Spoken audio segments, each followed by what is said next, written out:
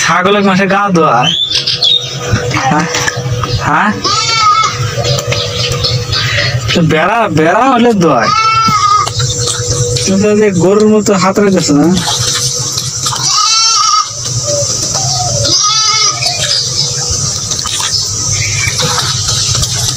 গরম পানি দিয়া তোমার গরম পানি ছাগল তো মানে গাভীর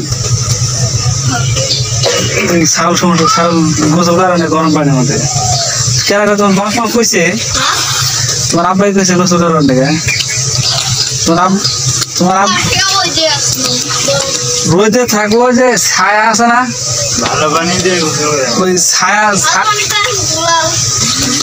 ছায়া নেই বান্ধব ছাগলের জ্বর হবে কিন্তু হ্যাঁ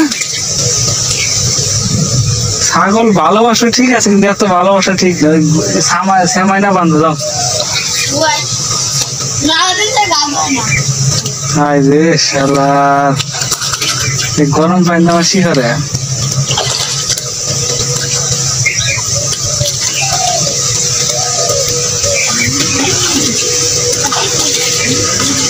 তুলে আলো ছাগল জ্বর হয়েছে ছাগল কাটা হয়ে গেছে আসসালামু আলাইকুম বন্ধুরা। তো সামনে আপনারা যে ভিডিওটি দেখলেন তো অবশ্যই ভিডিওটি দেখে অবশ্যই অনুমান করেছেন যে সেখানে আমি বাচ্চা ছেলেকে অনেকবার বলেছি যে ছাগল কিভাবে গোসল করানো যাবে না এরকম আহাম্মকি কাজ আর যাতে কেউ না করে তার জন্য আমি এই সতর্কতামূলক ভিডিওটি আপনাদের সামনে উপস্থাপন করলাম যে এরকম ধরনের আহাম্মকি কাজ কেউ করবে না। বাচ্চা ছেলেটি বুঝে নাই, আমি তার বাপ মায়ের কথা জিজ্ঞাসা করেছি কিন্তু তার বাপ মায়ের কিন্তু পারমিশন নেই। তো সেখানে তিনি তার নিজ ইচ্ছাতে এরকম দু একবার করেছে। তো আমি নিশ্চিত যে এরকম ভাবে যদি কন্টিনিউয়াসলি ছেলেটি করে থাকে ছাগলটির সাথে গোসল করানো তাহলে অবশ্যই ছাগলটির কোনো বড় ধরনের রোগ হবে, আর বিশেষ করে ছাগলটি হচ্ছে প্রেগনেন্ট। তো আমি না করছি তারপরেও ছেলেটি ওঠে নাই, তো বাকি আমি না করার পরে কথাগুলো শুনবে কিনা সেটা আমার অজানা। তো বন্ধুরা আপনাদের সাথে আমি বলবো যে আসলে আপনারা কেউ এরকম ধরনের আহাম্মকি কাজ করবেন না। ছাগলকে কোনো সময় বৃষ্টিতে ভেজাবেন না বা নিজেও গোসল করাবেন না।